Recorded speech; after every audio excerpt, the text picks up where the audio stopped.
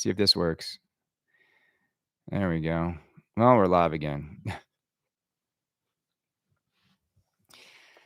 Oh, I got about like 15 more minutes, gang. Then I gotta I feel like I need a nap. It's been a week.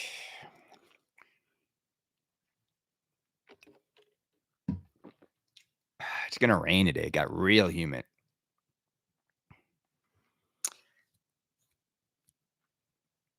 Well, we're back on YouTube.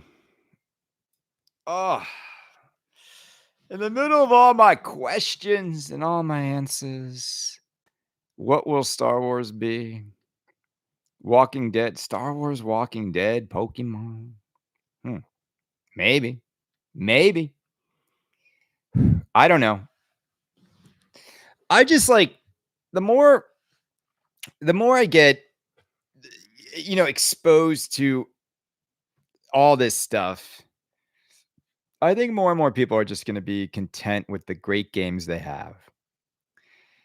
And I think for newer games to make their way into your game room, they're going to have to be really special.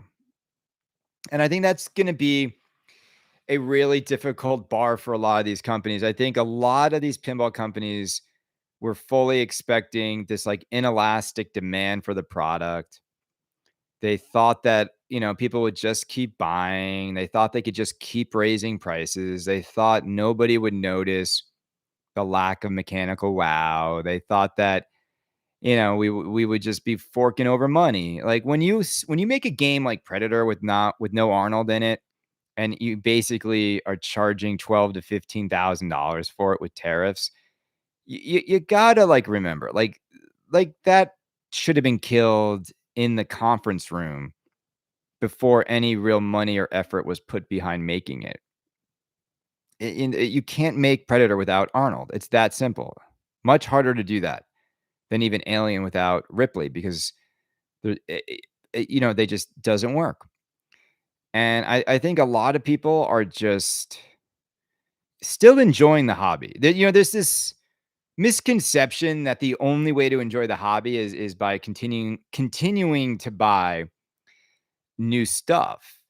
And I think that, to me, the friends of mine that are having the most fun in the hobby right now are operators, because they love watching all these people lose money on these new inbox, because they're making money on an operator level, and they're making a killing, and having new games coming in actually helps them a lot. So they're not looking to collect the game. I mean, think about how silly it is. You buy a $13,000 pinball machine that has a coin mech in it that's set up to make money. The game was designed to make money, and you bought it, put it in your home, make no money off of it, and lose $4,000 on top of what you paid for it. And you think that model is going to last for a lot longer? We all used to buy these games and lose no money, and it would gain value. So, that's the real reckoning that's coming. I think Spooky Pinball pricing Beetlejuice at $9,999 is going to be a killer problem for Dune. It's going to be a real problem for Stern trying to sell $13,000 LEs. Star Wars is going to, absolutely. Star Wars is going to kill it on location. And here's what's amazing is when I talk to my friends who are operators, they actually want the game to flop on a collector level and a consumer home buying level.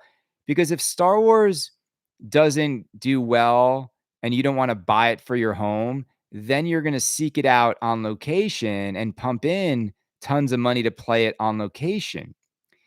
Because you're curious about it. So it's the way Venom and can make money on location because people don't want to own it, but you're still curious to play the experience.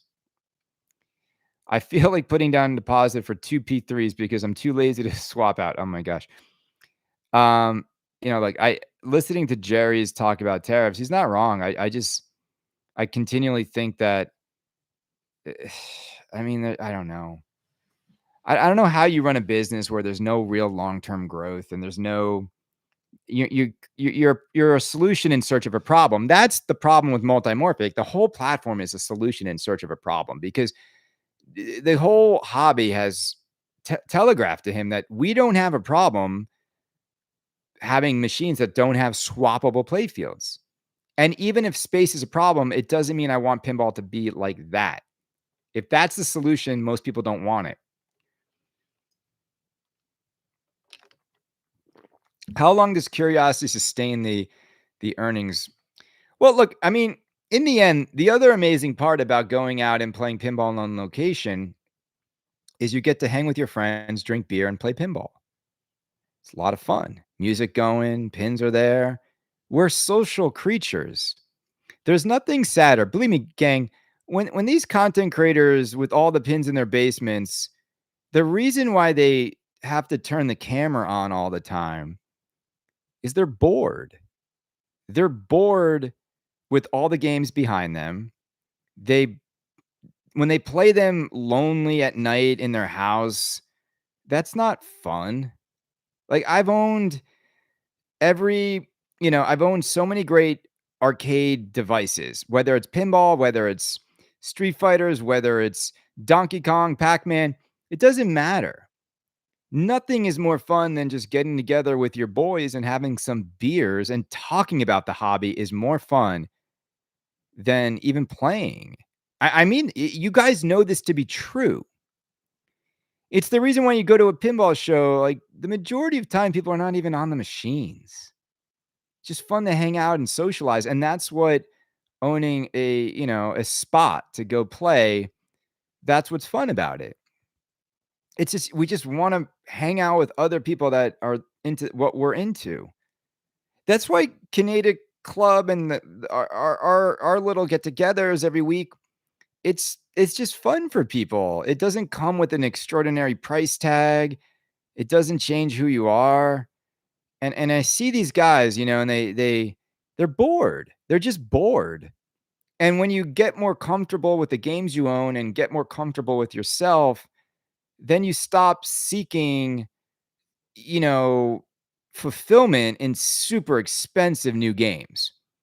And you find fulfillment in this hobby through relationships, supporting your local operator, listening to podcasts, whether it's free or $5 a month. You find a lot more satisfaction in this type of stuff. Like if you were to turn this off right now and turn off the chat and just go solo, sit and play the games you own, I'm telling you, you'd feel more isolated and you'd feel more alone. And even if you put up a great score, nobody saw it.